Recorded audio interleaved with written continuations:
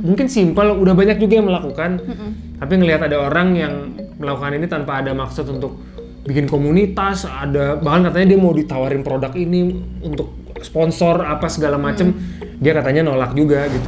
Kepikiran yang paling gampang ya kalau mau bagi-bagi mereka tuh berat, udah pasti kepake gitu. Kalau lo bagi-bagi duit, rusuh Ben, iya sih. lo juga datang pasti kan, gitu kan? Iya iya.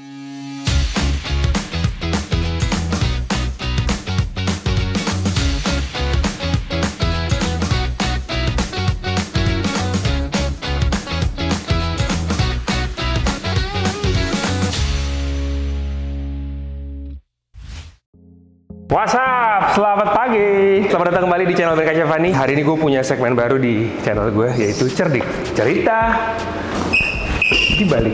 Gue mau ngajak lo ketemu sama orang yang kabarnya dia itu punya apa ya bilangnya? Punya niat dan juga punya kegiatan yang menurut gue tuh bagus banget di kondisi yang sekarang. Sekarang tuh yang paling tepat untuk kita lakukan adalah berbagi. Nah, makanya di segmen kali ini hari ini gue mau ngajak ketemu sama dia. Kita akan ngobrol-ngobrol apa yang dilakukan sama dia yang ternyata berdampak gede banget buat masyarakat dan bisa memberikan inspirasi karena gue kayaknya mau niru caranya dia. Nah, dia bagi-bagi apa, dia itu siapa, kegiatannya apa, ikutin aja hari ini. Cerdik Cerita di Bali.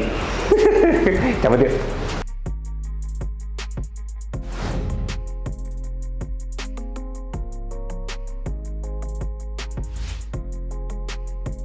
Oke, kita sekarang udah nyampe di Muja. Singkatan dari Muka Jarang. Jahil, jarang.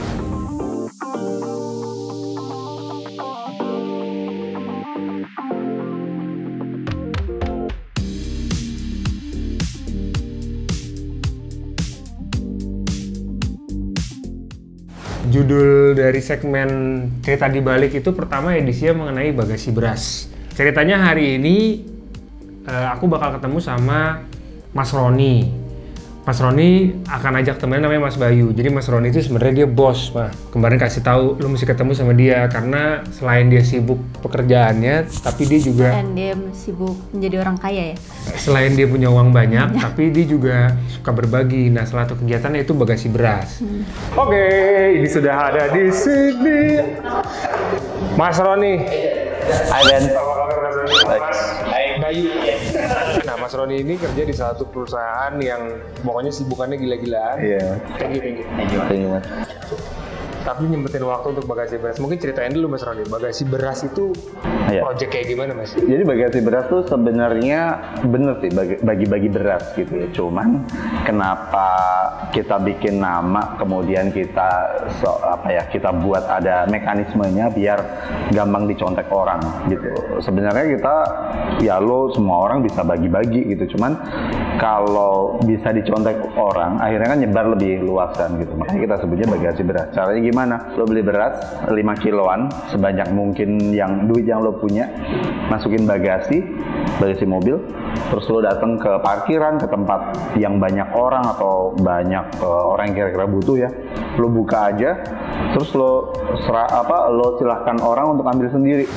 Nah, dia ngejalanin bagasi beras itu nggak ada maksud untuk monetisasi, nggak ada maksud untuk bikin komunitas, dia nggak ada maksud untuk bikin kayak apa gitu. Dia cuma pengen bikin movement yang movementnya ini contagious gitu, dia kayak menular ke semua orang. Jadi movementnya apa nih? Movementnya namanya bagasi beras itu. Sesimpel cuman beli beras, taruh di bagasi, berhenti di tempat-tempat yang rame, dia buka, terus orang-orang bisa ngambil. Lo sendiri Mas kepikiran sampai ini harus jalan nih, needs dari lo sendiri nih, bukan karena ya kalau berbagi semua orang punya lah ya, kita pengen lah bagi semua orang, tapi kan itu mesti dari dalam. Apa yang pernah lo lihat, apa yang pernah lo saksikan yang bikin lo kayak gue harus lakuin ini deh. Banyak orang di pinggir jalan duduk-duduk doang. Ya, bukan nongkrong tapi ya? Nggak nongkrong, karena mereka kelihatan orang yang mungkin sebelumnya kerja terus nggak tahu mau ngapain gitu ya, kehilangan kerjaan. Terus juga selain itu juga banyak orang yang kehilangan pekerjaan kan terus daftar jadi ojol gitu. Cuman kan ojol jadi banyak banget, ordernya makin dikit kan, begitu PPKM juga makin dikit kan. Akhirnya mereka juga berkumpul tuh banyak banget gitu kan. Udah awalnya itu gue lihat karena sambil gue misalnya gue waktu kalau makan siang itu karena work from home kan, gue sering keliling-keliling aja sekitar rumah gitu sambil beli kopi, beli apa gitu, nganterin anak ngapain gitu kan. Nah lama-lama karena ngeliat itu oke, ini kayaknya harus ngelakuin sesuatu deh gitu. Ya udah kepikiran yang paling gampang ya kalau mau bagi-bagi mereka tuh beras udah pasti kepake gitu. Kalau lo bagi-bagi duit rusuh Ben, iya sih. lo juga datang pasti kan.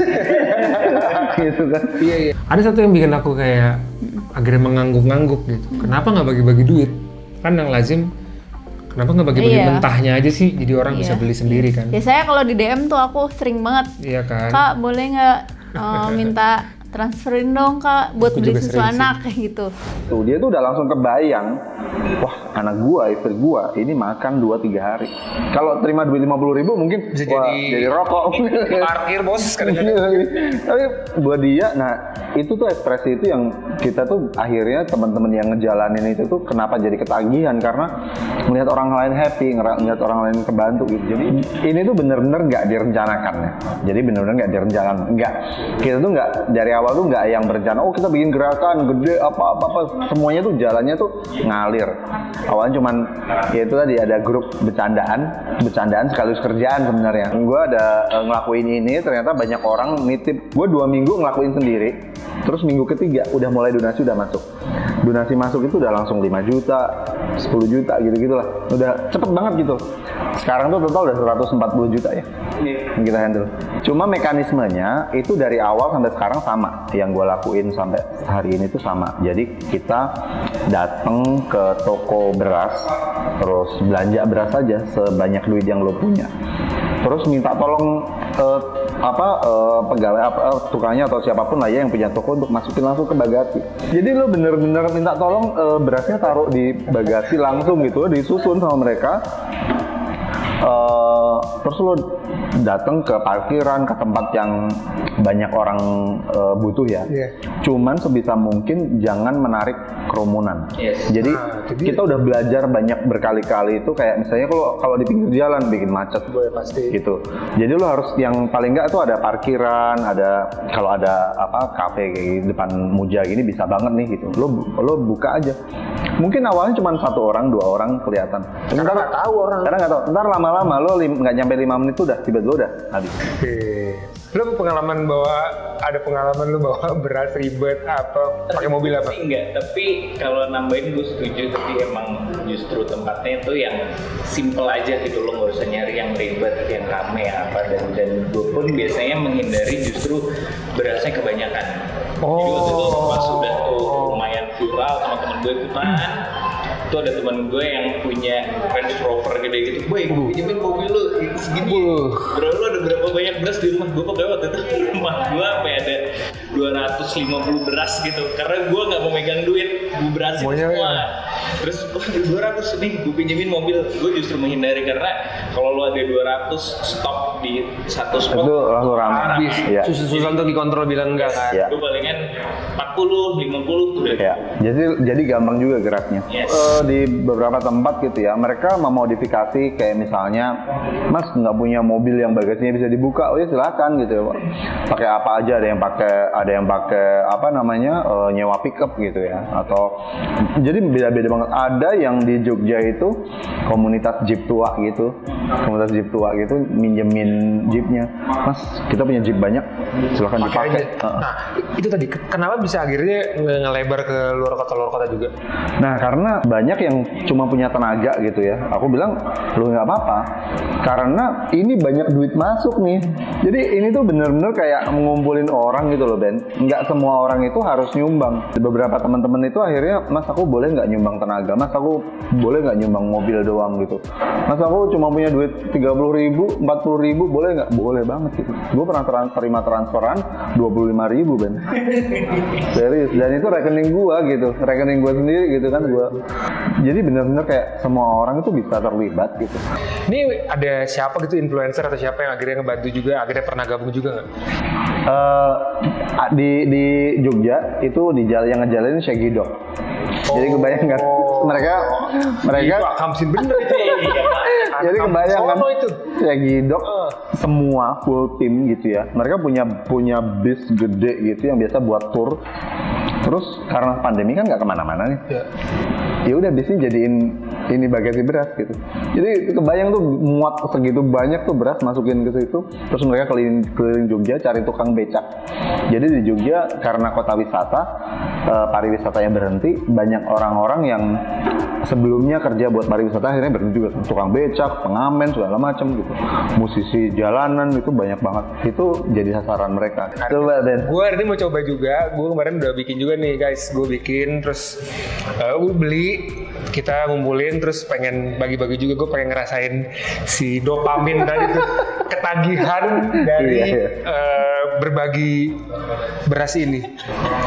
Gue sedih loh dengan gue ada tambahan since lo juga public figure ya. Terus gue ada kejadian kocak. Tadi gue belum jawab. Jadi mau satu mobil gue ini kan warnanya biru gitu ya, terus mobil tua gitu. Dan gue tuh emang selalu di Ciputa tuh dan sekitarnya tuh spotnya tuh hampir sama. oh situ. Jadi tiap gue habis bagi-bagi itu tuh kalau pas gue lagi nggak bawa beras nih ada aja ojol atau PKL tuh yang kayak Mas beras lagi. Jadi udah apal mobilnya. Terus kayak since karena emang mereka selalu kayak gitu tuh makanya gue nggak bakal udahan deh sampai waktu yang sampai nggak tahu kapan. Nah, sebagai buktinya si Mas Bayu itu bawa dia ternyata pada saat dia syuting itu dia bawa di mobilnya terus ini mau lihat dia bilang gitu. Yuk kita coba aja. Di mana? Ya di sini aja. Udah kita keluar dibuka. Dia ternyata udah bawa kalau nggak salah 100 kilo dia bawa kemarin tuh. Dia buka das. Ya udah orang pada kerumun gitu, terus aku kayak ngeliatnya iya. Seneng banget tau. Cuma 5 menit. Cool, aduh kalau diajakin ngobrol panjang lagi bisa panjang nih. Yang jelas sekarang gue sama istri, sama Ines, gue bakalan coba merasakan ketagihan tadi ya Mas Bayu. Soalnya thank you banget, gue thank you banget. Thank you banget ngobrol sama gue. Yes, kita sudah selesai ngobrol-ngobrol sama Mas Roni. Sekarang ada Anda siapa? Ines. Jadi Ines bakal ikut juga. Nanti kamu pasti nggak tahu mau ngapain? Enggak, aku nanti aku jelasin. Oke. Kita sekarang akan muter-muter. Awas Mas Izam. Kita mau muter-muter untuk bagi-bagiin beras. Beride dari bagasi berasnya Mas Roni tadi. Oke? Ikut bro.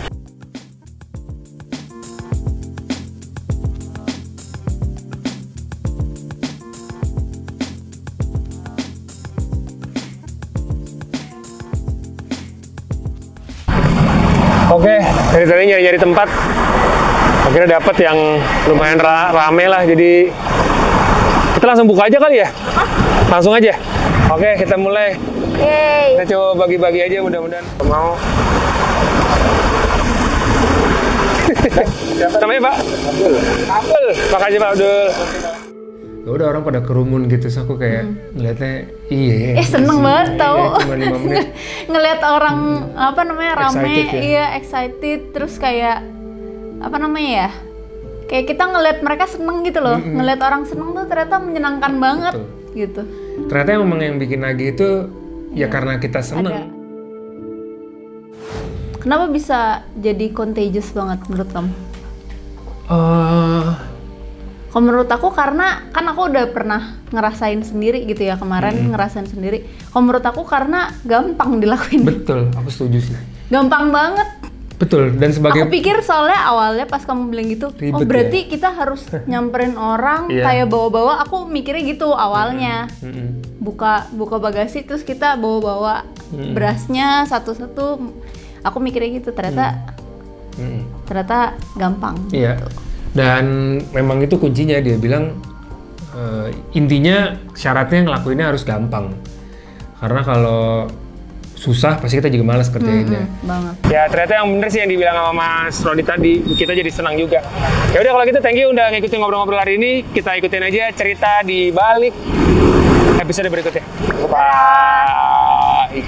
Thank you banget sekali lagi Mas Roni sama Mas Bayu yang udah sharing-sharing ngasih nilai-nilai baru. Mungkin simpel, udah banyak juga yang melakukan. Tapi ngelihat ada orang yang melakukan ini tanpa ada maksud untuk bikin komunitas, bahkan katanya dia mau ditawarin produk ini untuk sponsor apa segala macem. dia katanya nolak juga gitu karena bukan itu intinya, gue hanya pengen berbagi aja gitu. Iya. So mudah-mudahan Bagasi Beras bisa terus berjalan. Semoga juga buat Mas Roni sama Mas Bayu juga jadi berkah ya. Ya, sama semua tim-tim yang ada di grup WhatsApp-nya lah ya. Semuanya. Insya Allah nanti kita punya kesempatan lagi, kita mau melakukan itu ya secara berkala juga. Oke, thank you udah nonton. Dah. Assalamualaikum.